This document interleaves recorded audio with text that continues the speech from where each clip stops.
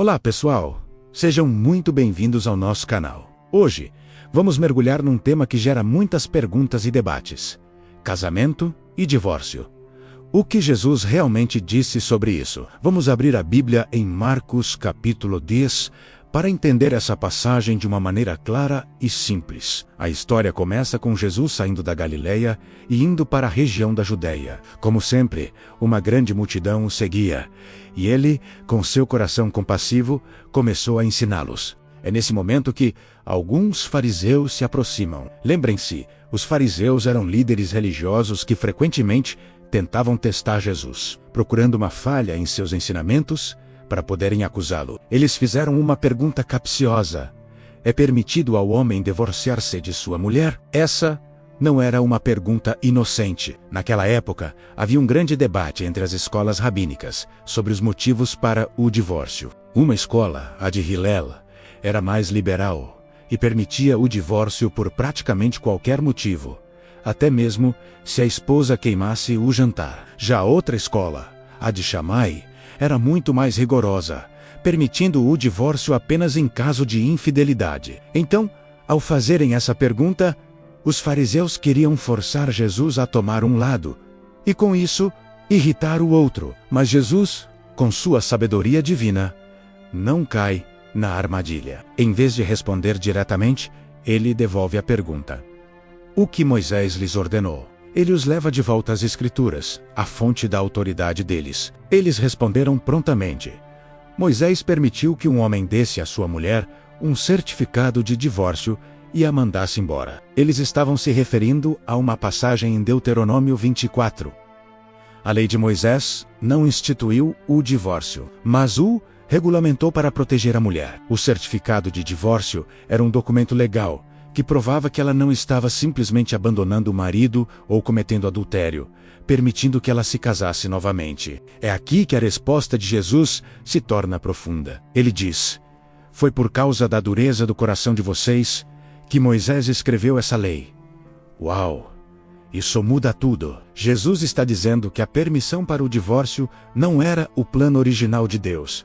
Não era o ideal. Foi uma concessão, uma medida necessária por causa da teimosia e da falta de perdão no coração humano. Então Jesus os leva ainda mais para trás, não para a lei de Moisés, mas para o início de tudo, para a criação. Ele diz: mas, no princípio da criação, Deus os fez homem e mulher. Por esta razão, o homem deixará pai e mãe e se unirá à sua mulher, e os dois se tornarão uma só carne. Vamos analisar isso.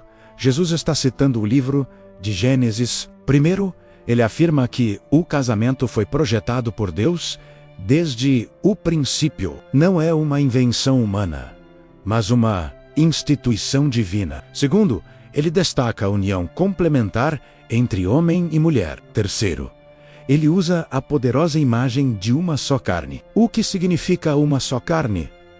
Não é apenas uma união física, é uma união total, espiritual, emocional, mental e física. É como se duas vidas se fundissem para criar uma nova realidade, uma nova unidade familiar. É algo profundo, sagrado e indivisível. E então, Jesus conclui com uma declaração poderosa e inequívoca: portanto, o que Deus uniu, ninguém o separe. Essa frase é o ponto central do ensinamento de Jesus. O casamento, no plano de Deus, é para ser permanente. A união que Deus abençoa não deve ser quebrada por vontade humana. Isso eleva o casamento a um nível muito acima de um simples contrato social que pode ser desfeito a qualquer momento. É uma aliança sagrada. Mais tarde, já em casa, os discípulos, provavelmente ainda processando a profundidade do que ouviram, perguntaram a Jesus novamente sobre o assunto. A conversa com os fariseus foi pública, mas agora, em particular, Jesus reforça e esclarece seu ensinamento para seus seguidores mais próximos. Ele lhes diz: todo aquele que se divorciar de sua mulher e se casar com outra mulher, estará cometendo adultério contra ela. E se ela se divorciar de seu marido e se casar com outro homem, cometerá adultério. Essas palavras são fortes e diretas. Jesus liga diretamente o divórcio e o novo casamento ao adultério. Por quê? Porque aos olhos de Deus, se a primeira aliança matrimonial não foi dissolvida biblicamente, ela ainda é válida. Casar-se novamente, nesse caso, seria quebrar o 7º mandamento. É importante notar que no Evangelho de Mateus, capítulo 19, que narra o mesmo episódio, Jesus acrescenta uma exceção, exceto em caso de imoralidade sexual. Essa cláusula tem sido objeto de muito debate, mas a maioria dos estudiosos entende que se refere à infidelidade conjugal, à quebra da aliança por meio do adultério. No entanto, aqui em Marcos, o foco principal é o princípio geral, o ideal de Deus para o casamento. A mensagem de Jesus não era para ser um fardo pesado, mas para restaurar a dignidade e a santidade do casamento. Ele estava protegendo a parte mais vulnerável na sociedade daquela época. Geralmente a mulher, que podia ser descartada por motivos banais. Ele estava chamando homens e mulheres a um compromisso radical de amor, fidelidade e perdão, refletindo a própria aliança de Deus com seu povo. Depois dessa conversa séria, o Evangelho de Marcos nos mostra uma cena linda. Algumas pessoas trouxeram crianças para que Jesus as tocasse e abençoasse. Os discípulos, talvez achando que Jesus estava ocupado demais com assuntos sérios, como o divórcio, repreenderam as pessoas.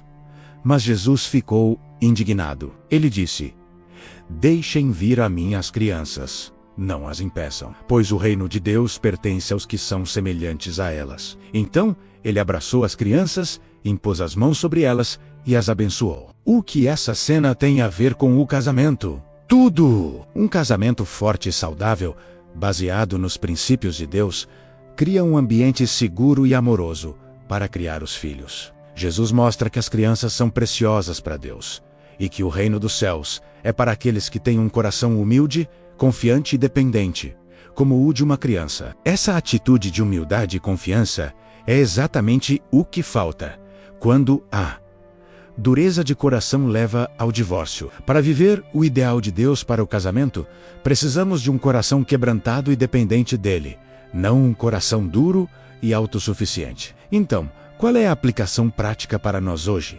Primeiro, se você está pensando em se casar, entenda a seriedade dessa aliança. Não é um test drive, é um compromisso para toda a vida. Diante de Deus, busque alguém que compartilhe da mesma fé e dos mesmos valores. Segundo, se você já é casado, invista no seu casamento. Cultive o amor, a comunicação, o perdão. Lembrem-se diariamente que o que Deus uniu, o homem não deve separar. Busquem a Deus juntos. Orem um pelo outro e enfrentem os desafios como uma só carne. O casamento terá dificuldades, mas com a ajuda de Deus, é possível superá-las. Terceiro, e se você já passou por um divórcio? A mensagem de Jesus é dura, mas a Bíblia também é cheia da graça, do perdão e da restauração de Deus.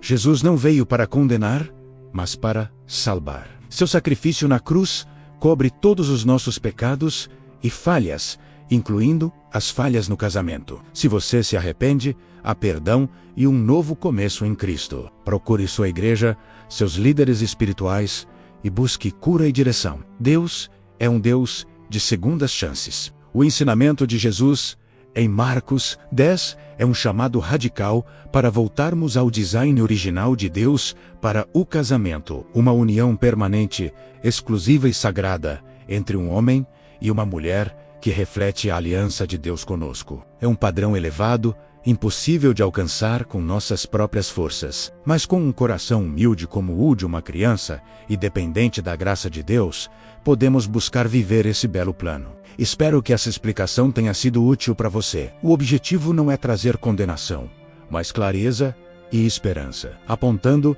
para o coração de Deus revelado por Jesus. Muito obrigado por assistir até aqui. Se este vídeo te abençoou, não se esqueça de deixar o seu like, compartilhar com alguém que precisa ouvir essa mensagem e se inscrever no canal para mais estudos bíblicos como este. Deixe seu comentário abaixo com suas dúvidas ou reflexões. Que Deus abençoe você e sua família. Até a próxima!